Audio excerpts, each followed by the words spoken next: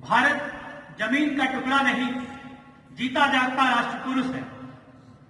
यह चंदन की भूमि है, अभिनंदन की भूमि है, यह अर्पण की भूमि है, यह तर्पण की भूमि है। इसका कंकर कंकर संकर है, इसका बिंदु बिंदु गंगा जल है। हम जिएंगे तो इसके लिए, हम मरेंगे तो इसके लिए। अपने कुल के श्रद्धेय पूर्व प्रधानमंत्री स्वर्गीय भारत रत्न श्री अटल बिहारी वाजपेयी जी द्वारा लिखित इन पंक्तियों के शब्दशः भाव निश्चित रूप से इस पावन अवसर पर हम सबके भीतर समाहित हैं।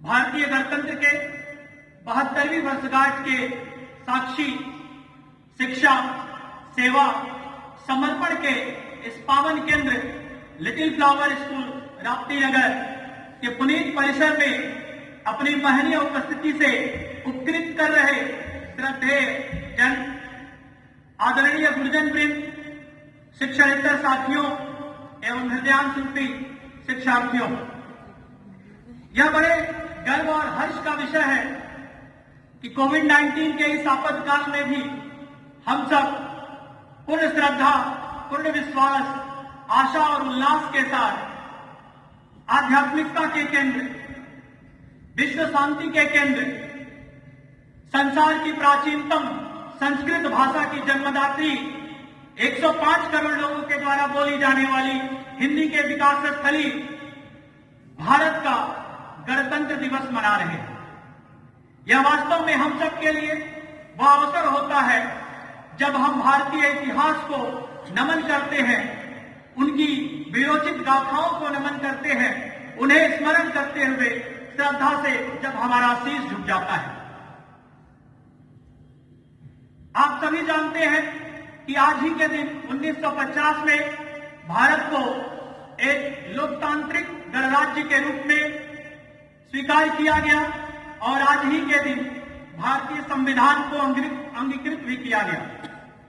अर्थात जनता का शासन जनता के लिए और जनता के द्वारा, और उसका एक प्रत्यक्ष प्रमाण आज के समय में आप सब देख रहे हैं। हम सभी स्वतंत्र हैं अपनी अभिव्यक्ति के लिए, अपने विचारों को प्रस्तुत करने के लिए, अपने कार्य के लिए, अपने पद्धति के लिए।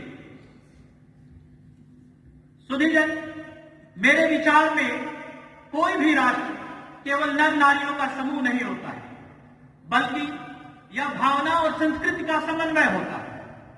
कोई देश केवल लोगों से नहीं बनता, वह एक भीड़ का रूप होता है। लेकिन जब उसमें भावना और संस्कृति का समावेश होता है, जब लोगों में संवेदना होती है, तो वास्तव में वह एक महान राष्ट्र बनता है। और जब हम भारतवर्ष का नाम लेते हैं तो निश्चित रूप से उस समय पूर्ण श्रद्धा के साथ हमारी आंखों के सामने भारत का यशस्वी इतिहास, इसका साहित्य, इसका दर्शन, इसका जीवन दर्शन, इसकी मानवीय संवेदनाएं और उसके साथ साथ यहाँ के महापुरुषों का जो छवि है वह हम सबके समक्ष अंकित हो जाता है, प्रस्तुत हो जाता है। उस समय निश्चित रूप से हम सभी का जो अंतःस्थल है वह हर्षित तो होता ही है, लेकिन जो गौरवानुभूति होती है वह निश्चित रूप से हम सबके लिए एक अविस्मरणीय क्षण होता है, एक ऐसा क्षण होता है जिससे हम अपने देश को जब प्रस्तुत करते हैं अपने शब्दों के माध्यम से, तो उस समय समस्त संसार हमारी बातों को, हमारे विचारों को, हमारे प्रस्तुति को बड़े ही गंभीरता पूर्वक, ध्यान पूर्वक सुनता है। मैं आप सब विद्यार्थियों से हमेशा कक्षाओं में कहता हूं कि हम सब उस दौर में हैं जब यह समाज हमको पूरी गंभीरता के साथ सुनता है, हमारी बातों पर ध्यान देता है और हमको सुनना चाहता है, हमारे विचारों को जानना चाहता है और अंततः उसका अनुकरण भी करना चाहता है। तो ऐसे में हम सबके ऊपर एक बहुत बड़ी जिम्मेदारी है देश की एक अच्छी छवि को प्रस्तुत करने की। माता भूमि पुत्रोहम पृथिव्या की भावना के साथ जीने वाले हम भारतीय लोग समस्त संसार को ही अपना परिवार मानते हैं। आप सब जानते हैं कि भारत के अलावा दुनिया के बाकी जो देश हैं वे अधिकतर इस संसार को, इस पृथ्वी को, इस धरती को बाजार के रूप में देखते हैं, लेकिन हम इसे अपने परिवार के रूप में स्वीकार करते हैं और वसुधैव कुटुंबकम यानी पूरी धरती ही हमारा परिवार है। इस भावना के साथ हम जीते हैं। इसे अपने जीवन दर्शन में हम सब व्यवहार रूप में सम्मिलित करते हैं।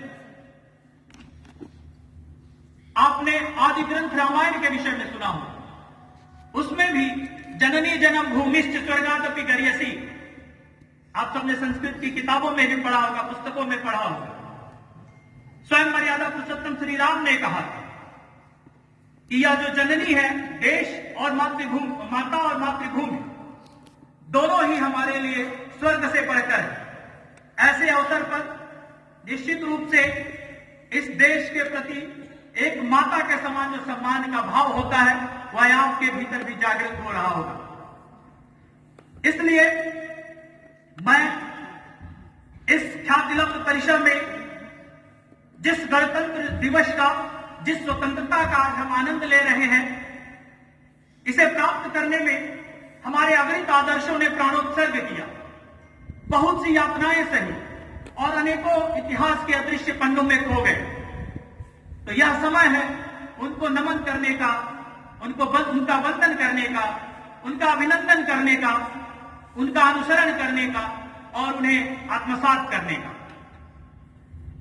इसलिए मैं आप सबका और विशेषतः इन शिक्षार्थियों का आह्वान करता हूं कि प्राणप्रिय राष्ट्र के प्रति इस समय आपके भीतर जो प्रेम, श्रद्धा, विश्वास, आस्था, उत्साह और उसके साथ समर्पण, सेवा का भाव जागृत हो रहा है, उसका सदुपयोग कर आप अच्छे विद्यार्थी बने, अच्छे नागरिक बने और साथ ही एक सुनहरे भारत के नवनिर्माण में सहयोग भी करें।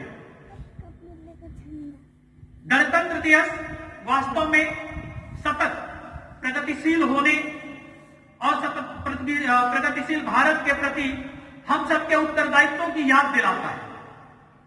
उसी क्रम में आज इस विषम परिस्थिति में भी विद्यालय परिवार आप सबके भविष्य की चिंता के लिए जिस कुशलता के साथ, जिस क्षमता के साथ, जिस समर्थता के साथ आपके लिए ऑनलाइन कक्षाएं आयोजित कर रहा है या दूसरे आपके विकासोन्मुखी कार्य आपके समक्ष प्रस्तुत कर रहा है, आपके सेवा में प्रस्तुत कर रहा है, उसके लिए इस मंच के माध्यम से मैं विद्यालय परिवार और विशेषतः प्रधानाचार्य जी का हृदय से आभार व्यक्त करता हूं, अभिनंदन व्यक्त करता हूं। व्यक्तिगत रूप से मेरे लिए यह एक ऐसा अवसर है जब मैं बार बार भावुक होता हूं इस बात को सोचकर कि जब इस विद्यालय में मैं आया तो उस समय तकनीक के मामले में मुझे बहुत कुछ जानकारी नहीं थी। कंप्यूटर से मेरा 36 का आंकड़ा था, लेकिन यहां आने के बाद प्रधानाचार्य जी ने जिस प्रकार से उत्साहवर्धन किया, आप गुरुजन वृंद ने जिस प्रकार से साथ दिया, उसके आधार पर एक ठीक ठाक छवि तकनीक के मामले में बन चुकी है। तो इसके लिए मैं निश्चित रूप से पूरे विद्यालय परिवार का हृदय से आभार व्यक्त करता हूं और समयाभाव है, इसलिए अपनी कुछ पंक्तियों के साथ मैं आप सबसे विदा लेना चाहता हूं। यह विद्यार्थियों के लिए ही है, आपके आह्वान के लिए है, तो आशा है इन पंक्तियों के शब्दों पर ध्यान देते हुए आप उनका तनिक भी अनुसरण करेंगे तो जीवन कृतकृत्य ही होगा। अपने जीवन के संघर्षों से पार तुझे पाना होगा, अपने जीवन के संघर्षों से पार तुझे पाना होगा। देश पुकार रहा तुझको, अब युद्ध भूमि आना होगा, अब युद्ध भूमि आना होगा। कुछ पाने में कुछ खोना होगा, कुछ पाने में कुछ खोना होगा, तज सेज तुझे रोना होगा। अमृत का जो पान किया रस गरल भी अब पीना होगा, अमृत का जो रसपान किया रस गरल भी अब पीना होगा। तूने जो कहा करना होगा, तूने जो कहा करना होगा, बेमन लोगों को सुनना होगा। जो चाह तुझे सुख वैभव की सब छोड़ तुझे सहना होगा। अब तक जो हुआ होता था, अब तक जो हुआ होता था, नवलीक तुझे रखना होगा। अपने भुजबल से तुझको इतिहास नया लिखना होगा, इतिहास नया लिखना होगा। जय जवान, जय किसान, जय विज्ञान, जय हिंद। धन्यवाद।